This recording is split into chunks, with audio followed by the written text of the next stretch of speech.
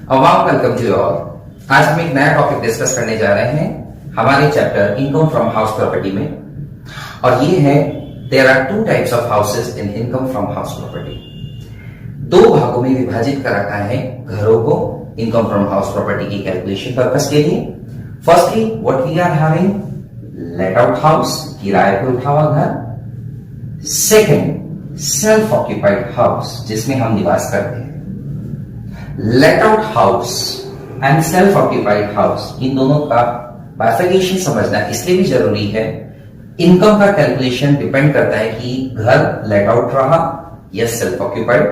साथ के साथ डिडक्शन सेक्शन 24B की ये भी इस पर डिपेंडेंट है कि घर लेट आउट हाउस रहा या सेल्फ ऑक्यूपाइड हाउस। चलिए वन बाय वन हम बात करते हैं। लेट आउट हाउस, नाम से स्पष्ट है कि ये मकान किराए पर उठा हुआ था। अगर हम बात करें किराए पर उठा हुआ तो how many days, one should be very clear, एक भी दिन, रिमेंबर माय वर्ड्स, एक भी दिन, इवन अ सिंगल डे, अगर घर किराए पे उठा हुआ था तो उसको लेट आउट हाउस की कैटेगरी में डाल दिया जाता है। सेल्फ ऑक्यूपाइड हाउस बनने के लिए इसका मतलब ये बात हुई कि सेल्फ ऑक्यूपाइड हाउस बनने के लिए एक भी दिन किराए पे नहीं होना चाहिए। अगर एक भी दिन मकान किराए पे उठ गया तो वो लेट आउट हाउस है। अब दिमाग में एक प्रश्न होना चाहिए कि साहब हमारा एक घर है और उस घर का एक कमरा हम लोगों ने किराए पे उठा रखा है, उस मकान को लेट आउट हाउस में डालें या हम सेल्फ ऑक्यूपाइड में डालें? रिमेंबर, अगर उस घर का वो कमरा बाइफर्केट हो सकता है, क्लियरली डिस्टिंग्विश किया जा सकता है बाकी पोर्शन से, तो वो पर्टिकुलर कमरा लेट आउट हाउस अपने आप में एक सिंगल इंडिपेंडेंट यूनिट माना जाएगा। उस कमरे को लेट आउट हाउस की कैटेगरी में डालेंगे और बाकी का घर सेल्फ ऑक्यूपाइड हाउस माना जाएगा।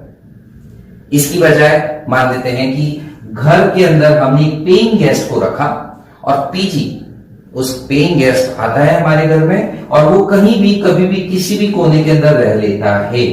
हमने बाइफर्केशन नहीं कर रखा है। Now in that particular case पूरा का पूरा घर ही सेल्फ ऑक्यूपाइड हाउस नहीं, लेट आउट हाउस माना जाएगा। पूरे के पूरे घर को किराए पे उठा हुआ मान लिया जाएगा और कैलकुलेशन उस घर की लेट आउट हाउस के अकॉर्डिंग की जाएगी। नाउ अनदर थिंग, साहब हमारे नीचे वाली मंजिल जो है वो किराए पे दे रखी है और ऊपर वाली मंजिल के ऊपर हम खुद रहते हैं। अब घर को सेल्फ ऑक्यूपाइड हाउस माने कि लेट आउट हाउस? इसमें क्लियर डिस्टिंग्विश किया जा सकने वाला पॉइंट है कि ऊपर वाली मंजिल सेपरेट है फ्रॉम नीचे वाली मंजिल, यानी ग्राउंड फ्लोर अपने आप में इंडिपेंडेंट यूनिट है, वो किराए पे उठी हुई है, इसलिए उसको लेट आउट हाउस मानेंगे, और ऊपर वाली मंजिल जो कि इंडिपेंडेंट है उसको सेल्फ ऑक्यूपाइड हाउस मानेंगे। ठीक बात है, हमें समझ में आ गया कि इवन अ सिंगल डे घर किराए पे दे दिया तो लेट आउट हाउस। यहां पे रेंट का कोई क्राइटेरिया हमने अभी तक नहीं डिस्कस किया है। एक भी दिन आपने दे दिया, भले ही 100 रुपए के ऊपर किराए पे दिया, late out house. Self occupied house और लेट आउट हाउस अगर बाइफर्केट किए जा सकते हैं दो यूनिट में इंडिपेंडेंटली, तो दोनों को सेपरेट हाउस कंसिडर किया जाएगा, भले वो एक ही प्लेस पे सिचुएटेड है। सेल्फ ऑक्यूपाइड हाउस से लिए एक और खास बात आप लोगों को समझना जरूरी है कि पूरी कायनात में, रिमेंबर, पूरी कायनात में केवल और केवल दो घर, फाइनेंस एक्ट हम लोगों ने पहले डिस्कस किया था। What is finance act? जो एक्ट बताता है कि प्रीवियस ईयर में इनकम कैसे अर्न की जाए और किस तरह से डिडक्शंस मिलेंगे आप सभी को। तो फाइनेंस एक्ट 2019 में पहली बार और एक सिग्निफिकेंट फेरबदल किया। उन्होंने कहा कि एक नहीं दो घर आपके सेल्फ ऑक्यूपाइड हाउस की कैटेगरी में फॉल फॉर कर सकते हैं। यानी अगर दो घर से ज्यादा आपके पास में है और आपने किराए पे नहीं भी दिया तो भी वो घर दो से ज्यादा होते ही, लेट्स से मिस्टर एक्स की बात कर लेते हैं। मिस्टर एक्स, इनके पास में कितने घर हैं? 3 घर हैं। मान लेते हैं एक कैलकाटा के अंदर है, दूसरा मुंबई में है, तीसरा दिल्ली के अंदर है। अब कोई भी दो घर as per the choice of SSC, mister X की चयन के हिसाब से, उनकी चॉइस के हिसाब से कोई भी दो घर सेल्फ ऑक्यूपाइड बन जाएंगे और तीसरे घर को deemed to be let out माना जाएगा। मानो ना मानो, ये तो लेट आउट ही माना जाएगा। इसकी इनकम की कैलकुलेशन बिल्कुल लेट आउट हाउस की तरह की जाएगी। अब ये एसएससी के ऊपर डिपेंडेंट है। एसएससी क्या क्या फैक्टर्स देखेगा वो हम थोड़ी देर बाद डिस्कस करेंगे, लेकिन एक चीज हमें क्लियर हुई कि फाइनेंस एक्ट 2019 ने कहा दो घर ही मैक्सिममली पूरी कायनात में सेल्फ ऑक्यूपाइड हाउस बन सकते हैं और बाकी जितने भी हैं उनको मान लेंगे कि वो लेट आउट थे। अब एक और सवाल दिमाग में आ सकता है, साहब मैं जयपुर में रहता हूं 6 महीने और बाकी का टाइम में दिल्ली में रहता हूं रिमेनिंग 6 मंथ्स। दोनों जगह मेरे घर है, जयपुर में भी मेरा घर है, दिल्ली में भी मेरा घर है। यहां पे मैं 6 महीने रहता हूं, यहां पे भी मैं 6 महीने रहता हूं। अब क्या करें? अगर एक भी घर किराए पे नहीं दिया तो दोनों ही घर सेल्फ ऑक्यूपाइड हाउस हो जाएंगे।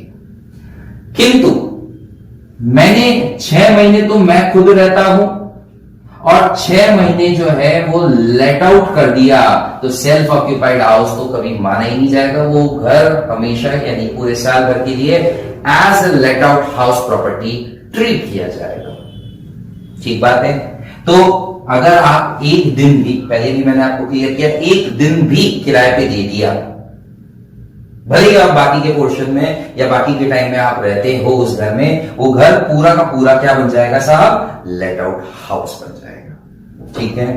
अब केस नंबर 3 लेते हैं। मेरा एक घर है साहब जयपुर में, दूसरा घर है दिल्ली में, तीसरा घर है मुंबई में। 4 महीने में रहता हूं जयपुर में, 4 महीने में रहता हूं दिल्ली में और रिमेनिंग 4 मंथ्स में रहता हूं मुंबई में। अब क्या करें? अब सिंपल सी बात यह है कि आप दो घर आपके हिसाब से यानी एसएससी की चॉइस के हिसाब से कोई से भी दो घर मैक्सिममली सेल्फ ऑक्यूपाइड हाउस की कैटेगरी में डाल सकते हैं। तीसरा घर जो भी आप चूज करें वो बन जाएगा let out house, deemed to be let out house, और उसके ऊपर इनकम की कैलकुलेशन बिल्कुल ऐसी की जाएगी जैसे कि वो लेट आउट हाउस है। तो हम लोगों को क्लियर हो गया कि साहब लेट आउट हाउस क्या है, सेल्फ ऑक्यूपाइड हाउस क्या है। मैक्सिममली दो घर ही सेल्फ ऑक्यूपाइड हाउस की कैटेगरी में जा सकते हैं, बाकी सबको लेट आउट हाउस की तरह ट्रीट करना जरूरी है। ठीक है। लेट आउट हाउस और सेल्फ ऑक्यूपाइड हाउस की कैलकुलेशन कैसे की जाए, किस तरह से उनमें बाइफरकेट किया जाए, ये सारी जानकारी हम लेंगे अपने नेक्स्ट क्लास में। That's all from my side. Thank you so much.